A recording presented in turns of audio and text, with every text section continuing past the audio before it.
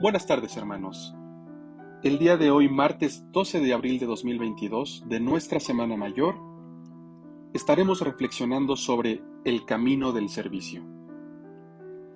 La palabra de Dios dice: ni tampoco se echa vino nuevo en odres viejos, porque el vino nuevo revienta los odres, y entonces el vino se derrama y los odres se echan a perder.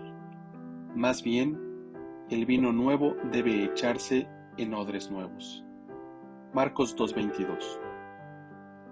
Uno de los eventos que puso en evidencia la capacidad que tiene la Iglesia de servirse a sí misma antes de servir a los demás fue la Reforma Protestante en el siglo XVI.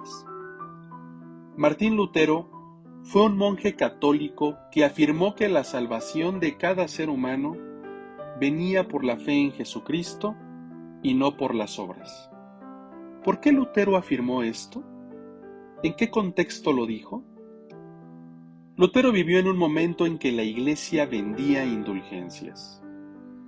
La Iglesia afirmaba que aquellas personas que morían sin fe en Jesucristo podían obtener la salvación cuando un familiar o un amigo pagaba una cierta cantidad de dinero. Durante la época de Lutero, el encargado de vender la salvación por medio de las indulgencias fue el inescrupuloso Juan Tetzel, que afirmaba que las mismas dejaban al pecador más limpio que al salir del bautismo. Y tan pronto la moneda sonara en el cofre, el alma del pecador salía del purgatorio. Ese sistema de indulgencias fue autorizado por la propia Iglesia como un medio para recolectar dinero y así financiar la construcción de la Basílica de San Pedro en Roma.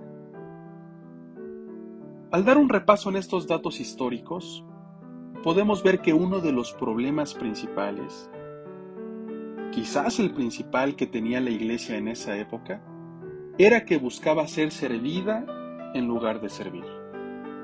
Buscaba lucrarse de las personas por medio del fraude y la mentira, lo que la convertía en corrupta, careciendo así de transparencia y autenticidad.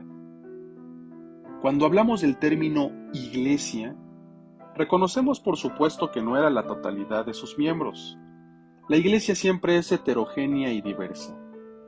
Sin embargo, la historia nos revela cómo el liderazgo abusó del poder político y religioso para mentirle a las personas. Esto al enseñar doctrinas que no iban a la par con los valores del reino de Dios moldeados por Jesucristo. El liderazgo de la Iglesia se desenfocó y prefirió autoperseverarse en el poder antes que cumplir con su misión de salvar, sanar y transformar al ser humano. Es decir, la Iglesia inclinó su balanza hacia el yo, hacia el individualismo, hacia la ganancia personal, en lugar de servir a los demás como Jesús lo hubiese hecho. La Iglesia prefirió poner la tradición por encima de la palabra de Dios, encarnada en nuestro Señor Jesucristo, y la misión que Él mismo nos dejó. Al leer el Evangelio de Marcos, podemos ver que Jesús dedicó gran parte de su ministerio a traer esperanza a los oprimidos, pero también a denunciar la corrupción religiosa y política. ¿Cuál fue la denuncia específica de Jesús hacia los religiosos? Pues fue que estos utilizaban la estructura religiosa, las leyes y tradiciones para servirse a sí mismos y obstaculizar que los oprimidos fueran servidos. Utilizaban su religión con fines contrarios a los valores que precisamente ésta defendía. Estas críticas por parte de Jesús le provocaron la muerte. Vamos a enfocarnos en estas denuncias que Jesús hacía a los religiosos desde la perspectiva del Evangelio de Marcos, de manera que nos sirva como un espejo en el cual autoevaluarnos. Estos encuentros se caracterizan por un acto de Jesús, una queja de Él mismo hacia los religiosos, y la respuesta de Jesús que le orilló a la muerte. La pregunta que dejaremos sobre la mesa es: ¿será posible que hoy la Iglesia cristiana y las religiones en general estemos utilizando toda nuestra infraestructura para servirnos y obstaculizar el servicio de los más necesitados? Cuando Jesús sana a un paralítico, la preocupación primaria de los escribas, desde la perspectiva de Marcos, no es la sanidad física del hombre, sino el hecho de que Jesús perdonó sus pecados. Recordemos que la forma en que los religiosos podían obstaculizar el ministerio de Jesús era desde las estructuras, las leyes y las tradiciones. Aunque usualmente nos enfocamos en la fe de los amigos del paralítico en este pasaje tan importante, es importante ver la respuesta de los escribas. «Estás blasfemando», decían. En aquella época, una blasfemia era decir en voz alta el nombre de Dios, y mucho más, insinuar que Él mismo era Dios. Jesús blasfema, según los escribas, cuando no solo sana físicamente al hombre, sino que perdona sus pecados en el nombre de Dios. Jesús en este pasaje afirma que tiene autoridad para ambas cosas. Notemos cómo el ministerio de Jesús, de sanar y salvar a los oprimidos, es obstaculizado constantemente por los religiosos y poderosos de su época. Para Jesús, el ser humano siempre era, es y será más importante que la ley, porque la ley más importante es la del amor.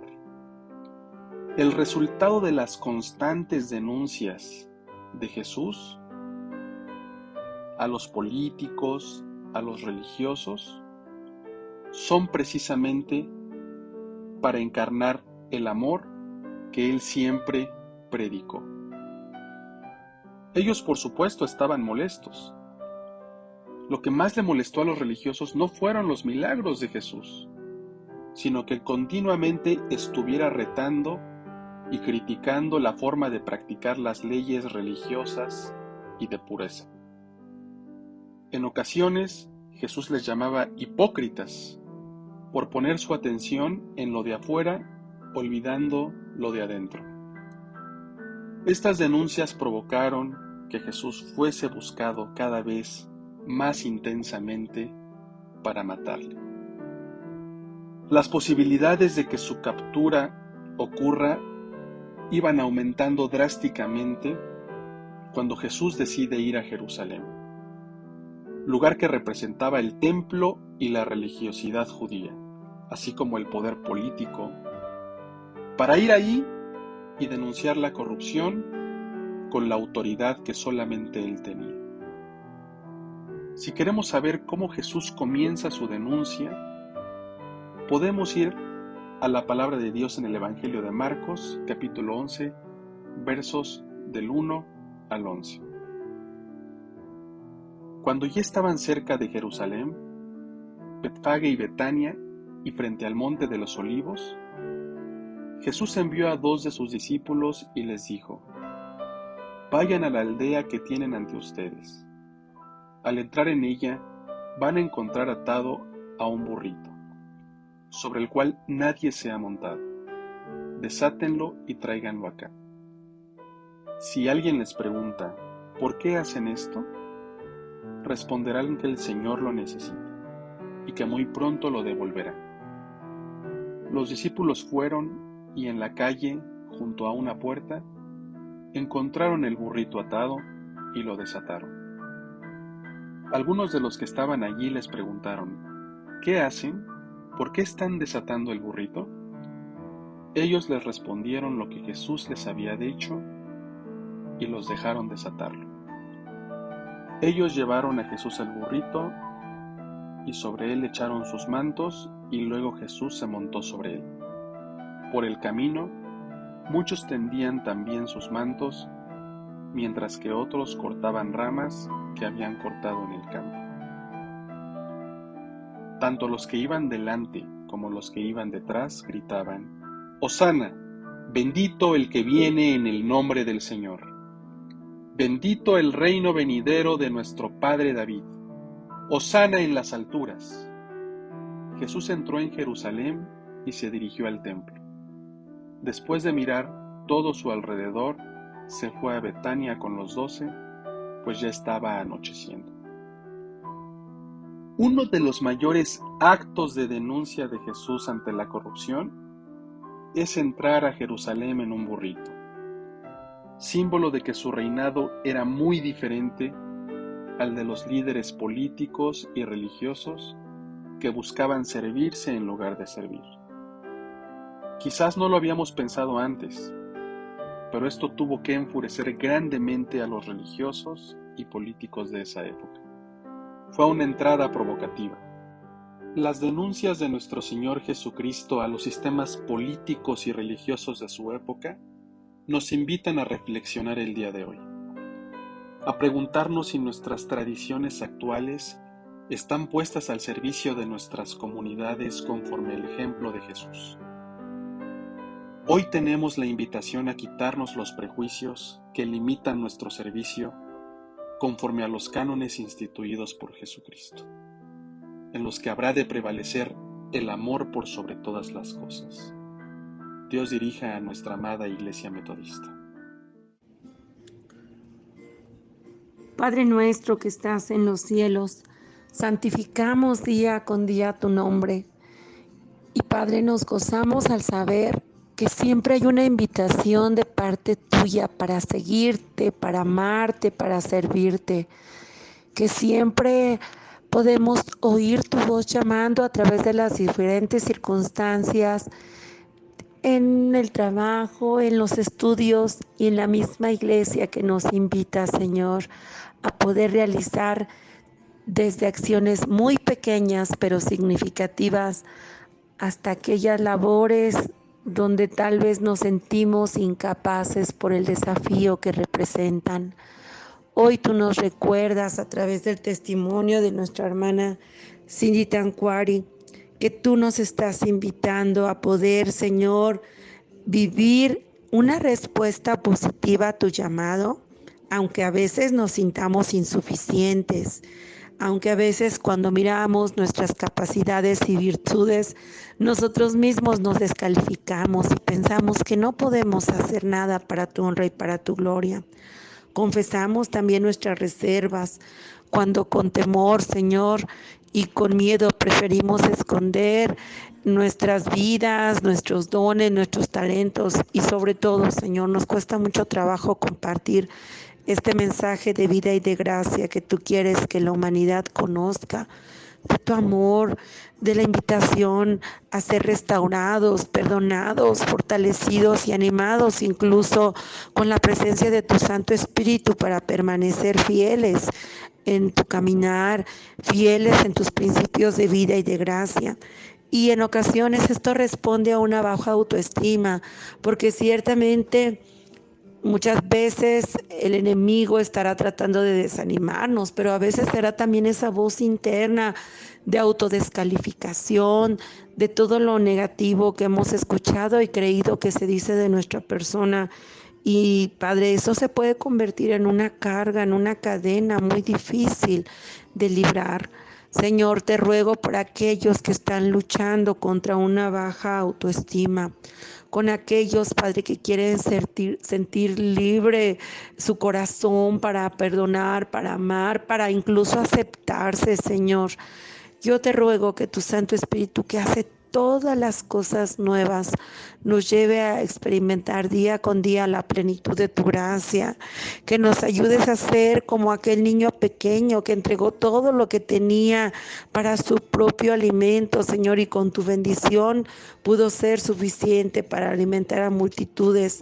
Te entregamos nuestros temores, nuestras inseguridades, nuestros pretextos y dudas, Señor, para que, Señor, eso poco de potencial que a lo mejor nosotros creemos tener, tú lo bendigas y lo santifiques para que tu obra y tu gracia, Señor, nos lleven día con día comprobar tu gran bondad y tu poder actuando en nuestras vidas y en la vida de los que te aman. En el nombre de Jesús, Padre, que escuchemos tu voz llamándonos y que respondamos no desde nuestras incapacidades y justificaciones, sino desde la gracia de Cristo que nos lleva a decir confiadamente que a través de Él todo lo podemos, porque Él es nuestra fuerza. En su nombre precioso, Padre, queremos confiar que así será. Amén.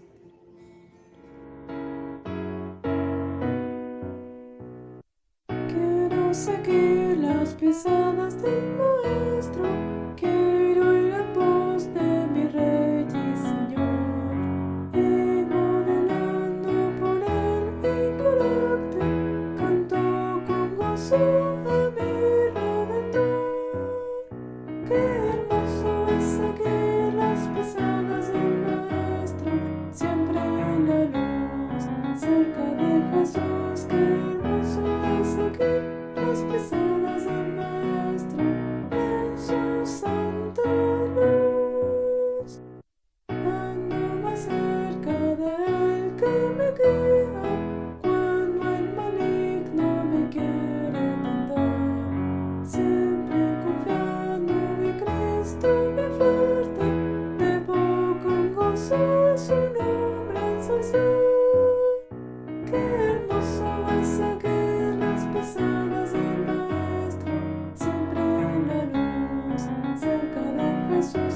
Qué hermoso es seguir las pisadas del Maestro en su santa luz. Sigo sus pasos de tierno cariño, misericordia, amor y lealtad, yendo hacia Él por el don de la gracia, voy al descanso, gloriosa ciudad. Qué hermoso es seguir las pisadas del Maestro, siempre en la luz, cerca de Jesús. Qué hermoso es seguir las pisadas del Maestro en su santa luz. Quiero seguir las pisadas del Maestro, siempre hasta arriba con Él quiero andar, viendo a mi Rey en gloriosa hermosura.